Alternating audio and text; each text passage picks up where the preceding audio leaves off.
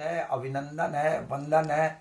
आज मैं सबसे प्रमुख विषय बौद्ध धर्म की बौद्ध संगति जो हुई थी, वह 5 संगति हुई थी, उसी के बारे में सविस्तार आपको चर्चा करेंगे।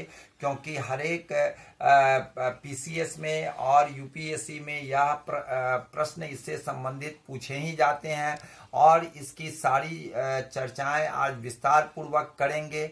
आइए हम लोग ध्यान दें, यहाँ पर प्रमुख बौद्ध संगति जो है सम्मेलन है, ये बौद्ध संगति का लिस्ट है, जिसमें प्रथम है, द्वितीय है, तृतीय है, चतुर्थ है, पंचम है। उसके बाद इसके बाद समय है, किस काल में हुआ था, ये आपका टेबल है। इसमें स्थल का जो ये कॉलम है, ये आपका स्थल है, कहाँ हुआ था। उसके बाद उसके अध्यक्ष कौन कौन हुए थे, उसकी चर्चा है। संरक्षक कौन कौन है, उसकी चर्चा हुए। कौन राजा उसके आयोजन करवाए थे और इसमें क्या क्या हुआ, उसकी विवरण मैं आपको आज बतलाऊंगा। इस पर एक एक पर हम लोग आते हैं। प्रथम बौद्ध संगति 483 ईस्वी पूर्व में हुआ था। आपको मालूम ही है कि 486 ईस्वी पूर्व में बुद्ध का महापरिनिर्वाण हुआ था। 3 वर्ष बुद्ध के मरने के 3 वर्ष बाद यह आयोजन हुआ था। इस आयोजन में आपको आनंद जो बुद्ध के शारीरिक परिचारक थे और बुद्ध के परम शिष्य थे, हर एक संवाद आनंद को संबोधित करके उन्होंने दिया है महात्मा बुद्ध ने। और महात्मा बुद्ध के चचेरे भाई भी लगते थे और उनकी भूमिका इसमें सर्वप्रमुख है इस आयोजन करवाने में। क्योंकि बुद्ध के मरने के बाद में उनके सिद्धांत, उनके दर्शन, उनके उपदेश, उनके विनय, सारी चीज़ों की चर्चाएं इसमें होगी। और आपको बता दें कि इसमें आपको यह कहाँ हुआ, सब 483 ईस्वी तो मैं आपको बताया हूँ। यह कहाँ हुआ था, यह बराबर पूछा जाता है। तो वैभार पर्वत, ये ध्यान रखिएगा, वैभार पर्वत है और यह सप्तपर्णी गुफा है। गुहा भी कहा जाता है, गुहा को ही गुफा कहा जाता है, तो कंफ्यूज नहीं करेंगे आप लोग। सप्तपर्णी गुफा या गुहा जो राजगृह में है, आजकल उसका नाम राजगीर हो गया है। और ये जो है वैभार पर्वत की सप्तपर्णी गुफा या गुहा राजगृह, इसको ध्यान रखेंगे। अध्यक्ष महाकश्यप हुए थे और संरक्षक जो है अजातशत्रु हर्यक वंश के थे। मैं अजातशत्रु के बारे में बता देता हूँ। ये हर्यक वंश जो पितृहंता वंश भी कहा जाता है, इसमें बिंबिसार के पुत्र अजातशत्रु थे। बिंबिसार जो बुद्ध के समकालीन भी थे और अजातशत्रु के समय में बुद्ध भी थे। और बुद्ध का महापरिनिर्वाण जो हुआ था अजातशत्रु के काल में हुआ था। महापरिनिर्वाण जब ये कुशीनगर में हो गया, कसिया गांव में इनका हो गया महात्मा बुद्ध का, तो 8 जो राजा थे वो सारे लोग जुटे और उनके अवशेषों को, शारीरिक अवशेष और उनकी सामग्री को, वैसे तो वह खुद भिक्षुक थे, उनके पास था ही क्या, नहीं कोई धन था न कोई विशेष सामग्री था। एक जलपात्र था, एक आसनी था और एक चरण पादुका था। इसके अलावे तो उनके पास कोई सामग्री नहीं थी। लेकिन उनके मरने महापरिनिर्वाण के बाद उनके बाल, उनके हड्डी और उनके आपको नाखून को ये लोग अब आपस में वितरण कर लिए। पहले तो ये लोग लड़ने को तैयार थे, लेकिन वह सबसे बड़ा राजा उस समय मगध था और मगध का राजा जो था, मगध राज्य था और मगध राज्य का राजा जो था अजातशत्रु हर्यक वंश के, उनके पहुंचने पर ये लोग शांत हो गए और सभी आपस में वितरण कर लिए। इसमें इनको जलपात्र मिला और इनके जो बुद्ध के हड्डी थे, ठीक है ना, वह उसको लेकर के उन्होंने राजगृह में आपको उन्होंने एक स्तूप का निर्माण करवाया। और ये जो है आपको अजातशत्रु जो है, यही आपका प्रथम बुद्ध काउंसिल या संगति का आयोजन करवाए थे, इन्हीं के संरक्षण में हुआ था। और इसमें क्या हुआ कि आपको सूत पिटक और विनय पिटक का संकलन हुआ। अब मैं ये कहना चाह रहा हूं कि त्रिपिटक नाम का ग्रंथ है, बौद्ध ग्रंथ है। जिस तरह से आपको हिंदू धर्म में, सनातन धर्म में वेद 4 हैं जो बहुत प्रमुख है, चत्वारी वेदा कहा जाता है, उसी तरह से बौद्ध धर्म में त्रिपिटक होता है जिसमें 3 पिटारा। पिटारा जो होता है पहले जिसको हम लोग पूर्व में प्राचीन कालों में उसको संदूक कहा जाता था, लकड़ी का बहुत बड़ा होता था जिसमें घर के सारे सामग्री उसमें रखे जाते थे, और यह जो है इसीलिए उसको पिटारा नाम दिया गया। और इस पिटारा 3 पिटारा था, जिसमें एक सूत पिटक था, दूसरा विनय पिटक था, सूत पिटक, विनय पिटक और अभिधम पिटक। लेकिन ये 3 पिटारा में 2 ही पिटारा का संकलन हो पाया, जिसमें सूत पिटक है, सूत यहाँ दंत स है, सूत पिटक, और इसमें जो है आपको संभाषण है और संवाद है, बुद्ध के संवाद। स से याद रखिएगा, दंत स है और ये स है, दोनों को याद रखिए। सूत पिटक में बुद्ध के संवाद है, एकदम ये टेक्निक है, बहुत दिनों के बाद आप भूल सकते हैं, इसलिए सूत पिटक मीन्स संवाद होता है, बुद्ध के संवाद है। और यह आपको ध्यान रखने वाला है कि इसमें क्या है, तो बुद्ध के संवाद है, संभाषण है। और विनय पिटक जो है, विनय मीन्स होता है नियम। भिक्षु और भिक्षुणियाँ बहुत संख्या में रहते हैं, हजारों की संख्या में रहते थे, आपस में कई तरह के विवाद होते थे। उस विवाद को इसी नियम के द्वारा कि कैसे रहना है, कैसे उठना है, कैसे प्रार्थना करना है, ये सारी चीजों का इसमें विनय मीन्स नियम, ये याद रखिएगा। विनय मीन्स नियम, विनय पिटक भिक्षुओं के नियम थे, यह इसका निर्माण हुआ। मैं आपको त्रिपिटक में आपको विनय पिटक है, सूत पिटक है, अभिधम्म पिटक है। सबसे छोटा जो है विनय पिटक है, उसके बाद सूत पिटक है और उसके बाद अभिधम पिटक है। मीन्स सूत पिटक, विनय पिटक सबसे छोटा है और सबसे जो आपको बड़ा है वह सूत पिटक है, अभिधम पिटक बीच वाला है, यह ध्यान रखिएगा। और तीनों में क्या है इसको मैं बता दे रहा हूं। सूत पिटक में आपको संवाद है, यह 100 से 100 ध्यान रखिएगा। विनय मीन्स होता है नियम, नियम है विनय पिटक। और तृतीय सम्मेलन में आपको संगति में अभिधम्म पिटक की निर्माण हुआ, तो अभी है यहाँ पर।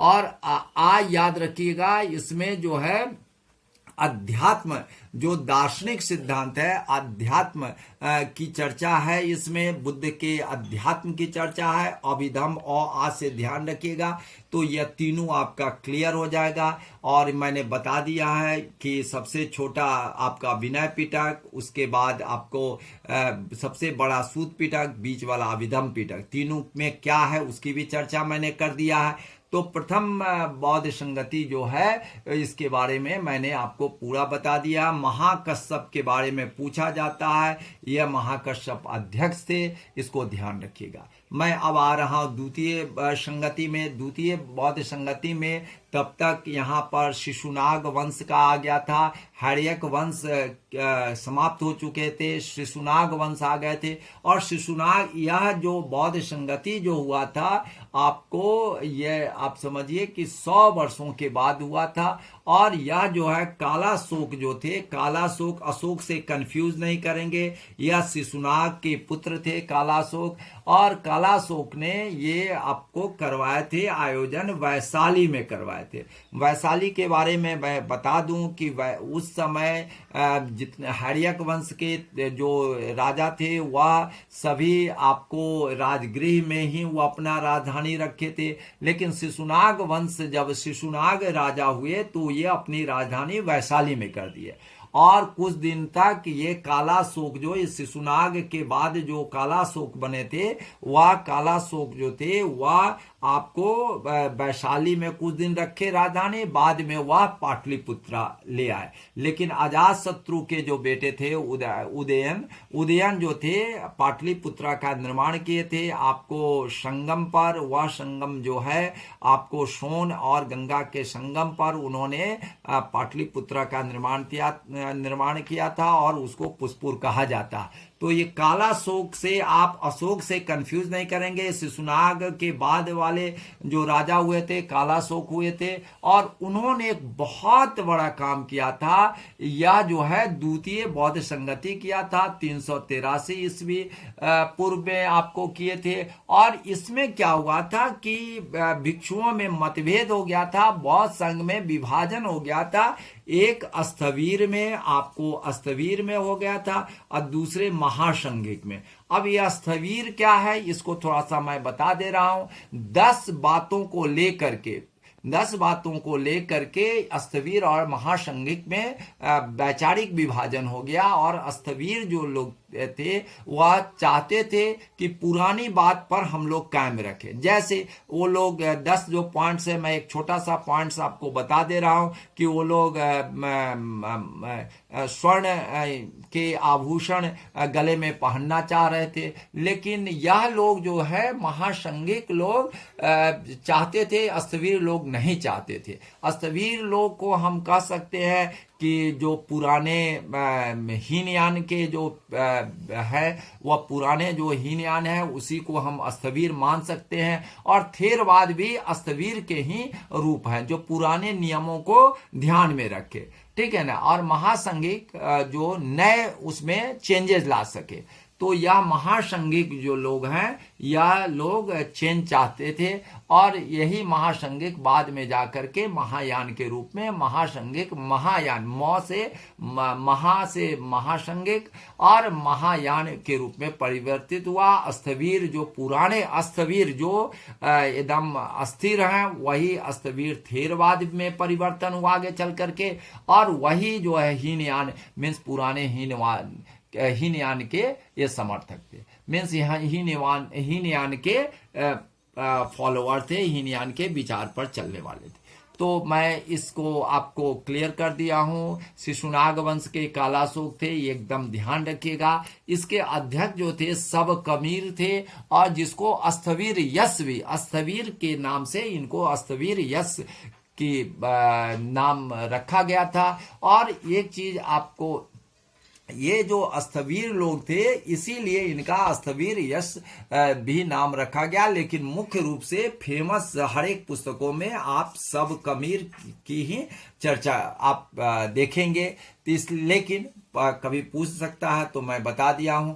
और ये बालुका राम जो है ये पूछा जाता है, बालुका राम यहाँ पर सप्तपर्णी गुफा है पहला का, और यहाँ पर है बालुका राम डायरेक्ट पूछता है, इसलिए ध्यान रखिएगा। वैशाली इसलिए मैं कह रहा हूं कि शिशुनाग जो कालाशोक के पूर्व राजा थे, शिशुनाग वंश जिनकी स्थापित किया हुआ था, शिशुनाग वंश के ही कालाशोक थे। इनकी राजधानी वैशाली थी, कुछ दिनों तक कालाशोक का भी रहा, बाद में ये पाटलिपुत्रा ले आए थे, इसीलिए यह जो है वैशाली को चुने थे, ये ध्यान रखिएगा। अब मैं आ रहा हूं तृतीय संगति पर। तृतीय संगति जो है आपको 250 ईस्वी पूर्व में आपको बता देते हैं। अशोक के 17वें राज्यारोहण के बाद उन्होंने यह किया था 250 ईस्वी पूर्व में। अशोकाराम विहार जो है, अशोकाराम विहार आपको पाटलिपुत्र में था, जिसको आजकल हम लोग पटना कहते हैं, वहीं पर यह आयोजन हुआ था। और मोगलीपुत्र 30 याद रखिएगा, मोगलीपुत्र 30 ही इसके अध्यक्ष थे। और एक्चुअली क्या है, यहाँ थेरवाद की बात आई थी, इसीलिए इनको थेरा मोगलीपुत्र, जैसे यहाँ पर स्थवीर की यश की बात है उसी तरह से यहाँ थेरा मोगलीपुत्र 30 भी कहा जाता है, पूर्ण रूपेण इनका पूरा नाम है। वैसे मोगलीपुत्र 30 भी कहेंगे तो आपका काम चल जाएगा।